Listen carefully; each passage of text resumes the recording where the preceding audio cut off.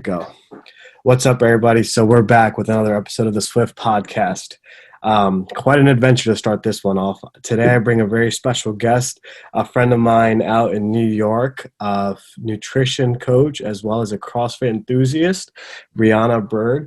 Welcome to the show. How are you today? Thank you so much for having me. I'm great. How are you doing tonight? I'm doing better. You know, one of those days where we both realized can go up and down, but can't complain. How's New York life? How's everything out there with the pandemic going on? I mean, New York's New York. Things have definitely picked up from where they used to be, but it's not. Okay. It's not the same as it was. Are they opening up more things, or are they just kind of same as is? So after the holidays, they kind of did a re-shut down of everything again, but it seems like Cuomo's ready to start opening up things. Hopefully, like indoor dining will be a thing again. Thankfully, the gyms didn't get hit again. Okay. So it seems like slowly but surely things are happening. Awesome.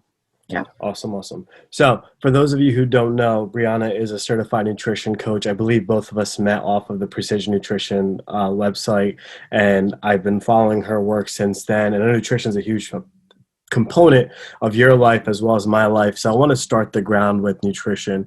And basically, I read your questionnaires and so forth, and the one that stuck out to me is what drives your passion in terms of nutrition, and it's going to open up a lot of great topics for us. So let's talk there. So I want you to answer the same exact way you answered to me. What drives your passion in that topic, and we'll lead it from that. So the floor is all yours. Yeah, sure. So I'm a big believer of omitting any of these like big 30-day quick fix diet things. I hate them. I'm totally for long, sustainable, healthy lives. Like you shouldn't think you're eating a diet. You should just be eating healthy, and the way you eat should just be fueling the way you want to look and feel. What fuels my passion is I kind of got super consumed into diet culture. A few years ago, I was, really serious with my lifting, and I knew that I needed a proper nutrition diet with my lifting to correlate. But I just got so consumed to the point where I was like tracking every little thing I ate. I pretty much didn't eat anything besides like chicken and broccoli and like spinach. I was so restrictive. Like I literally didn't eat anything. I was so consumed with food and the lack of it. I hardly ate. I was like skinny as a rail, had no energy. I messed up my hormones. I pretty much just like everyone was like, "Oh, you're great. You look so lean. You have no body fat." I'm like, "Yeah, but I'm like, don't have a life because all I do is think about food and how I can't go here, I can't go to this party because I can't have this, I can't have that." And I just feel like a lot of women like spend so much time trying to be like the skinniest version of themselves and try to like just fall into that diet culture. And my big passion now is like get everyone, but especially women, out of that, and like don't stress so much about taking up less space. Like own the weight you are, own the health and everything that you are, and you're more than just like the number on the scale. I love that. The fact that you said don't worry about taking up less space. So before I tangent on my way, tell me what brought you to that position. So what made you fall for that culture? Like what mentally got you there, or why was that decision made initially? I think I just was surrounded. I was going to a bodybuilding gym. I was surrounded by a lot of like lean people. I would go on Instagram and I would see a lot of other like influencers that were like super lean. You see all these people promoting all these like diets and weight loss things and fat loss. And my goal was just lose the fat, like literally get no fat on you, like just be like as small as you can be. And it was crazy because I was lifting weights but then not eating, so I wasn't doing anything. I wasn't benefiting myself, and it just was like I need to look a certain way. And Yeah. I realized, wait, not only is this not sustainable, but I'm not actually like benefiting my workouts, and I'm not actually looking the way I want to look, because I could have so much more muscle if I was eating properly and doing what I was supposed to be doing. So thankfully my mindset switched. There you go. So for the first and foremost, for those of you who remember, the reason why I started my podcast is for this sole purpose right here. Someone's story to educate everyone else. Her main vision is to inspire women to eat better, to look a certain way. And she told you her story. And it's funny. So I used to compete, right? So I did bodybuilding shows for a long time. And part of the reason why I'm smirking is when you're talking about eating chicken and broccoli, that was my lifestyle. I was miserable. I hated it. We would have like boiled chicken and broccoli or chicken and rice or yams out the wazoo. And I'm like, what am I doing and why? And granted, I dropped down to like 5% body fat or 6% body fat. I looked what I wanted to look, but I was so miserable. And I felt like that played a trick into my mind because I couldn't, like you said, I couldn't go to weddings, eat cake, or I couldn't do X, Y, Z. So it is a toll. And it's not just women. Guys go through the same aspect. And I think that's what led me to getting my nutrition certification because I was like, you know what? I need to learn more about that. And I feel like as we adapted and as we learn, that's when you realize that being on the other side, you can have that happy balance. And that's what you're trying to promote, which is awesome. And I think you hit a key component, the surroundings you're with. So at the time I started that, I was in a bodybuilding gym. That's all we saw and know around to. But then the same thing, social media influence. And that's why the 30-day fad diets that we talk about where you don't dislike it's crazy to see the abundance of nonsense that's out there. So I know I run into it as a coach. How often are you running into that where someone's on this fad diet and then they come see you and you have to go backtrack and fix all those things? Is it the same amount? I know you're doing it more than I am right now.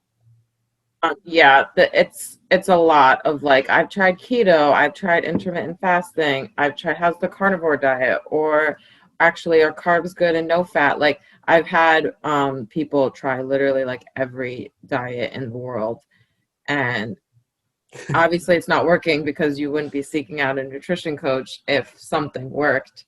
I get women that are like, I didn't go to the gym today. Can I still eat dinner? Like, like there's just these huge component, like diet culture fads in us that are just like, you have to do this. And it's so not right. Yeah, you can eat dinner. Trust me, it's okay for you. That's funny. Exactly. So how long have you been in nutrition coaching? About a year. Okay. So I finally I was working on it for a while in 2019 and Hmm. then finally just finished it up towards Okay. the end of 2019, beginning of 2020. And I guess over those years, so when you were going through your life cycle, you started to fall in love with nutrition more and so forth. So tell me, in terms of the falling in love with the new culture you've established for yourself, what's the most enlightening part of it? Like, what gets it to be like the joy of it in a sense? Like for me, right? My joy is I can come home and I can have a cookie and I'll be okay, guilt free, not worried about it because I know the next morning I'm still going to look the same way I want.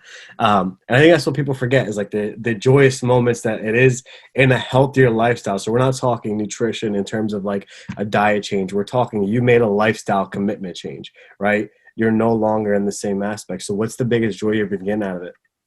I was gonna say something very similar, just that I can fully live my life and still look and feel great. Like I still get, not that I do it for fully for the aesthetics or fully Yeah. for like the compliments, but I still get people all the time that come up to me and go, "Wow, like you look great," or "Wow, you just did an amazing workout." And it's like I can still perform and look a certain way, but live my life. Like I can I can be happy. I can like order the Levain cookie if I'm craving the Levain cookie, or I can go out with my friends and have the pizza date if I want to do that. Instead, where I used to like literally freak out, like, what am I going to do? I'll eat before and then order like a salad or something. Like, I mean, it was just crazy. I couldn't do anything. So I think that's my biggest joy is just being able to fully live my life and be stress free about it. Like, not like you said, like not guilt about it the next day. That's awesome. And that's something that people need to realize as well is we are both in the nutrition aspect of our lives. We're both coaches of nutrition, but we both had our own struggles differently, right? At different times of our life, like you had it, I had it. And I'm telling you, like when I was competing, it was god awful. Like, yeah, I did well. I placed, but I was miserable and I was always stressed out. Like, why did I eat that? And why did I put that in my system?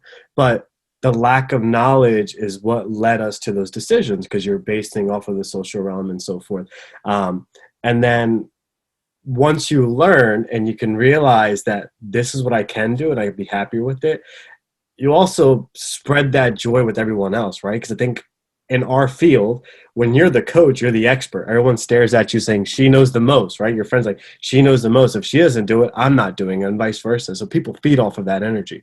So it's a great way to kind of spread that energy in a sense to other people around you. So I guess for you, being in a CrossFit facility, you guys are pretty close. I know there's a lot of going back and forth. Are the people you surround yourself with probably the biggest influences you have? Have they been a part of this transition for you? Yeah, I would say so for sure. So I'm pretty new into the CrossFit community. I mean, I've dived in and gotten really close with everyone, but I'd say the people that surrounded me just before I got into CrossFit, like my personal trainer and a few friends that I had in my prior gym, like totally helped me get into where I am now. I don't know if I would, if I didn't have that push to like get out of that, corrupt, unhealthy mindset, I don't know if I would have done it by myself. So having those influences, like my Absolutely. personal trainer, my old personal trainer, helped for sure. And now CrossFit just kind of excelled that process for you. So Yeah. talk to me about CrossFit in terms of the realm. So you lift a lot. Like you do a lot of extensive heavy weight training, and I know nutrient's a good fact of it, but you also don't look like Hulk Hogan in front of me. And I think that's one of the biggest myths you'll realize is that women are afraid to lift heavy weights at times. Why? Because they feel like they're going to adapt into this muscular man. And you're sitting right in front of us. You guys can see she's not a muscular man in front of me, right? So, like, tell them to talk about that. Talk about Yeah. that biggest myth that you see and how you've been educating. Because I know you want to tap into the women community. You want them to see that, you know what, you can eat great. You can go have that pizza date. You can have your cup of wine, any cookie you want, and lift heavy. And you're not going to bulk up. You're not going to be in that status. Um, For sure. Yeah. I mean, I guess the first thing I will say is that it is extremely, extremely hard to get to that level of muscular build as especially as a woman. I mean, I think men too have to for sure have to put in the work, but like this like Hulk women female Hulk version that women think is going to happen if they squat more than like the barbell is like insane. Like it takes so much work to put in, muscle. It's like you have to be like so specific with your diet. You have to be lifting crazy amounts. So just from there, like don't be scared because honestly, it's probably not going to happen even if you're putting in the work. Like you'll see some like muscle gain and everything, but like you're probably the women that look crazy big, they put in 110% of that work that you're probably not going to do, let's be honest. So that's the first thing I would say. The second thing I would say is don't be scared to have some muscle. Like, no, I don't look like a Hulk, but I do have like muscle on me and I still look okay in a dress. I can still wear female clothes. Like I can still look like a woman. Like embrace it, I think it's amazing. I think it's empowering that we're always being told to like be quieter or like stand out less. And then like it's so empowering to like go into the gym and like just lift as heavy as you can and just, challenge yourself really to like do things that you didn't think you could do. That's awesome. And I think that's part of the questions that we asked you was what makes you happy. And one of the things that you said that makes you really happy is impact on others. And I just feel like in the first 15 minutes of this conversation, if she hasn't made an impact on a woman yet, rewatch everything you just saw then, right? Because I think it's truly amazing to see someone, one, come out in the open and share the story of a struggle, but share how you overcame the struggle, and then go into a completely different community. Even as men, like I don't step foot into a CrossFit box at times because some of those guys, they do a lot more than I could ever imagine. And they intimidate the daylights out of me. And Yeah. I've been working out since I was 17 and I'm now pushing 30, right? So like over 13 plus years. And it's like, what are you doing and why are you doing it? But it's amazing to see. And I think that's where the culture changes, right? So social media and the industry has gone so much to bash certain aspects of exercise or certain things. Oh, don't do CrossFit 'cause it's bad for you, or oh, don't do CrossFit because you're going to go strictly paleo, or oh, don't do cross. That's not the case. The case is the coaches that are instilled with it, right? So for her, I've seen her coaches and what they do. And if you're listening, hey, you guys do an amazing job because I don't see any injuries coming out of her and I don't see anyone getting hurt. But they're actually coaching. And then knowledge is power. And when you start to apply the knowledge, you're the most powerful person. And for her, she went and got the knowledge for nutrition, learned about it, and now she's applying it. So now she's not strictly paleo. She just mentioned eating cookies and cake and so forth. Like, they're in her lifestyle. So it's amazing to see that transition. And if you haven't been moved by that, and if it doesn't get your mind turning, we'll talk separately. That's what I always tell people, right? They need to figure that out. Um, so talk to me in terms of that. Like, you are in the business world, and then you're doing nutrition coaching. So kudos, one, for being in the business world and actually going involved in fitness, because I know a lot of friends that are in business that don't lift a thing for the life of it. Yeah, they don't get How's up that? there. How's that balance? How's that? So I feel like those are two different industries, right? So you're in the computer behind the desk all day, and then CrossFit's in this completely different aspect, and nutrition coaching is a whole new level. So talk to me about that balance. How's that going? So I mentioned it a little bit in my questionnaire that in the beginning, when I got out of college and I was working full time at a really large, well-known bank, I just didn't have a balance. I was Yeah. so overwhelmed, and I realized I'm a pretty active person, like I've always been. So I realized I couldn't do this anymore. I actually quit my job at the large reputable bank, and I went to a smaller bank. I'm still in finance. I just went to a smaller bank with a much more relaxed life balance culture, so I could work that like 9 to 5 or 9 to 6 and then have the rest of the day for me. So before quarantine, I pretty much always got in my workout either before or after work. So it depended on the day, depended on my schedule. But I was always diligent on making sure I fit it in, around my work schedule. And then whatever I didn't do, so let's say I worked out in the morning, I would set like some time in the evening for studying for my nutrition certification, or once I got the certification, working out with like clients, and just balancing that out with the time I had. So I will say one big thing was just like moving to a different job. I was very unhappy working that 13, 14-hour lifestyle, and switching back to a traditional like 8, 9 hour day was just so much more beneficial for me. I also can't like sit still. So one thing that helps me is I just constantly am getting up, going for water breaks, going for bathroom breaks. And then quarantine obviously has like totally changed everything. I work from home now, so I can easily like manage my day. There's times where I can step out at 2 p.m. to go to the gym and come back and finish the rest of my work that I need to. So that's definitely been beneficial in balancing what I want to do with my fitness and nutrition goals, as well as like still get my work done for my full-time job. So you're a big planner, aren't you?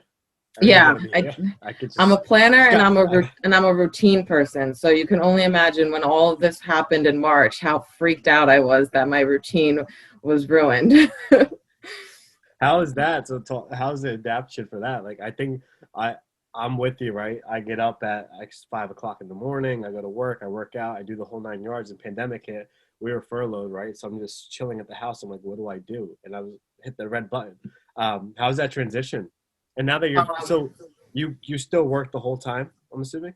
yes. So Okay. always worked. Thankfully, didn't have any sort of layoffs or anything, just been working from home since the middle of March, since everything kind of shut down. And I'd say that those last few weeks of March and April were like hell. I was so confused. I was like, I didn't have a routine. I was working out every day because what made me sane, but I just was freaking out inside. Like I was not mentally healthy. I was like freaking out. Like, how am I supposed to like sit? I just like, I didn't know how I was supposed to get all my work done at home. I live in New York City in like a 2x4 apartment. I was like, I can't move. I always like get up and walk around or everything. So once I started just like getting into a better routine, I would kind of like wake up. I would go for like a morning walk or run because that was still safe to do if I got out early enough. No one was really out. So I'd be able to like do that, keep me sane, work for the rest of the day, get in my workout at home. I have a million kettlebells and dumbbells now in my little apartment, thankfully. Get in my workout and then have the night for like my nutrition business. And once I just made my own new routine, it like helped me mentally a lot more. That's awesome. Good for you. I feel like you're the true definition of just like overcoming obstacles from the the first couple comes, right? Like off Yeah. of diet and just adaptation. So it kind of goes into adapting to what you want to kind of truly believe in. I think as coaches, that's one thing that we really emphasize the most with our clients and our patients, right? Adapt to the change, adapting to everything we're going to instill in you, and realizing, I think the hardest adaptation you went through was just mentally putting yourself back in a certain position, right? Like Yeah. I think the pandemic was a true test of our mental strength for a lot of people. You lost the social aspect. You lost the one-on-one communication skills. Half the time, you don't know what people look like anymore because you can't see their faces, and you can't. Body language is different. You can't look at facial expressions for communication purposes. So we all had to adapt differently and accept those things, right? And I think in our line of work, that exists on a regular basis, even for the business side, right? In your field, it's still going to exist because you guys had that interaction in the bank. You still had the interaction with the company you're with, and just like now it's gone.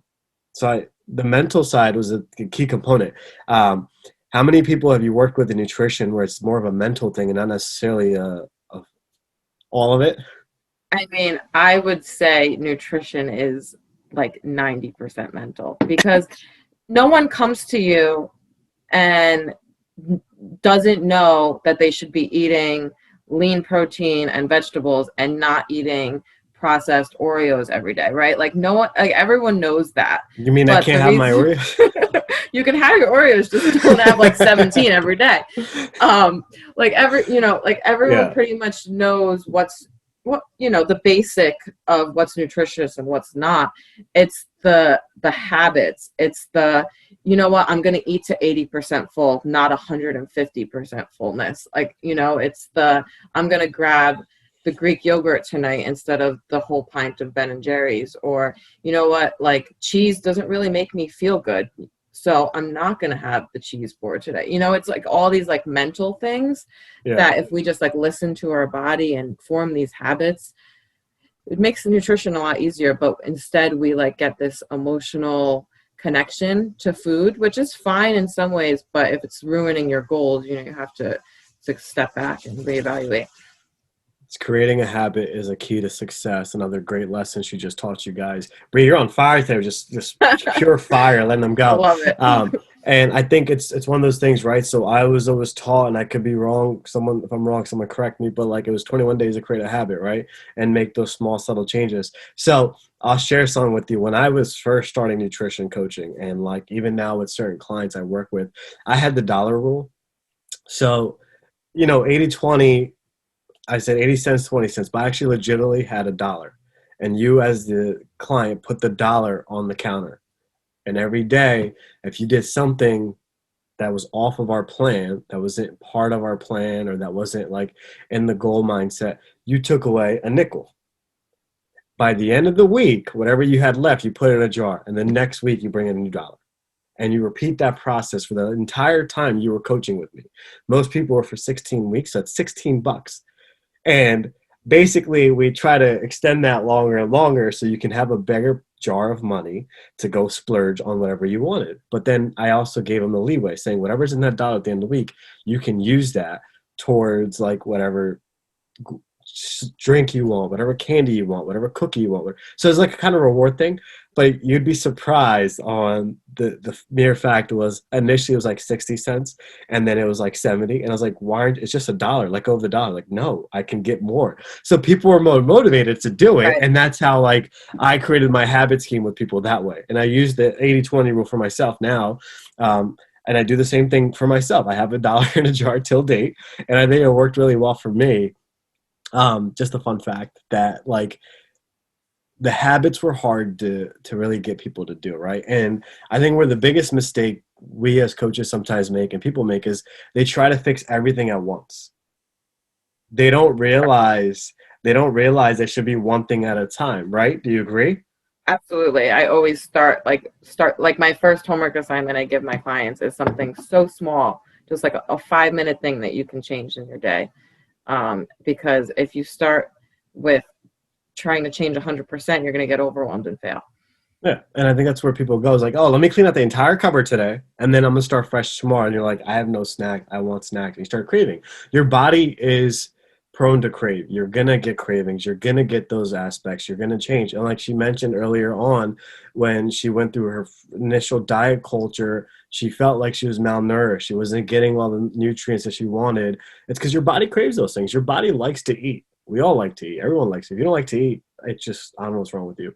But the aspect is food's fuel, right? So for you, it goes into your sport and so forth. So kind of backtracking to that phase and that transition you made, how do you feel now that you went through that process?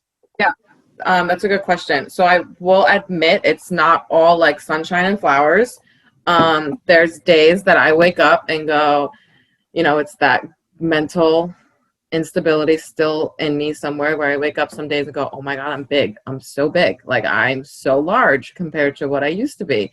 Or wow, I have like things that jiggle now where back in the day I had no fat. I still sometimes wake up and have those really poor mindsets. I won't say it's all just like fun and games, but I would say like 90% of the time I wake up and I just feel so happy that I'm not consumed by that lifestyle anymore. Like I would either starve myself or indulge and then regret it for like a week. Like go on vacation and then just spend like the next 2 weeks when I came back, just like grilling in, as little as I could, eat to compensate for, if I did have any indulgences on vacation. So just like that mental freeness, I think is something I'm so grateful to have now. And the days where I wake up and I'm like, have those negative thoughts, they're like so far and few between now that it's a lot more worth where I am at the moment. Absolutely. I agree with you 110%. I think a lot of us do that. Even on my birthday, I had 5 cakes in a matter of 3 days. And I woke up Monday morning, said, holy crap, I'm a massive human being. And I went on this tangent. So I feel you there, right? It Yeah, happens. We're all yeah, human. You're allowed to feel it. But I think where she nipped it in the butt is it didn't last, right? It doesn't change who you are. And you don't go back to those ways because overall you're in a better spot. yeah, And I think a lot of people can relate to that. And that you're not the only one that goes through that. I'm not the only one that goes through that. So I think the beauty of it is just the openness you have of sharing that and knowing how you overcome. So for those who are listening that are feeling it, we all have it. How did you overcome? How do you change your mindset to get back to where you currently are? Because I think this is the happiest you want to be, and currently you're in your happiest position, right? yeah. Yeah, I just kind of remember like how, I mean, there were nights that I would cry myself to sleep because I would be like, I ate too much. Meanwhile, I ate like, I don't know, like 2,000 calories and be like, I ate too much. And I would cry myself to sleep. And then I just like, when I get like in those gloomy days, like those random days I get now, I just go back to that and think you are so, not only are you physically healthier, like your hormones are back, you're not cold all the time, like you're regulated and everything. And so it's not only that, it's just like mentally, you're just so much healthier. That's awesome. And I think that's a very key component to realize is reminding yourself in those moments of the blessings you currently have, right? Your nutrients are better, you're feeling better, you're regulating better, things just overall feel better. And I feel like for me, when I was malnutritioned and like malnourished because I was eating broccoli and rice 24/7, my skin was different. I wasn't Yeah. glowing as much. Like you can see the head shiniest, but it's probably from the light. But still, I'll take that from the nutrients. Uh, But right, I think it's Same. overall the wholesome you have is definitely different. And that's great. I'm very happy that you've come this far in your journey. I feel like this journey has just begun because you're only a year into practice. So I've been coaching for a little bit, and you'll learn more and more each year. That's the beauty of it, right? Yeah. I think nutrition is a topic that if you're an expert at this day and age, you're not an expert. Like you're Yeah. lying to yourself because right, it's always adapting. Things are always changing. Why? Because of what is getting put in our food and how things are like organic versus inorganic, processed versus unprocessed. It goes on. Um, and we give, we give guides, we give all that, but they always change. They're always adapting. They're always fluctuating, just like your exercise program. So I know you're just a year into CrossFit, but over the last couple of months, I've seen the transition through your content of like you went from a certain amount of weight for lifting to how heavy you're in it. So you're adapting to that.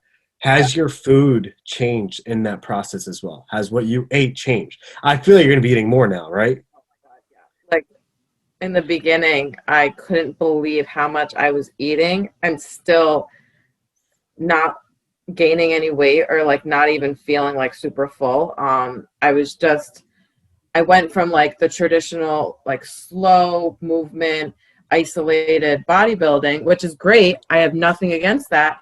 But when you like hype up the intensity to these grueling conditionings and these strength workouts that are like double or triple what I was previously lifting, I just knew I needed. I mean, I've upped my protein so much. I've upped my carbs a lot. I used to be scared of carbs. I mean, I was scared of everything, but I I've upped my carbs a ton. And I mean, I'll get back from my CrossFit.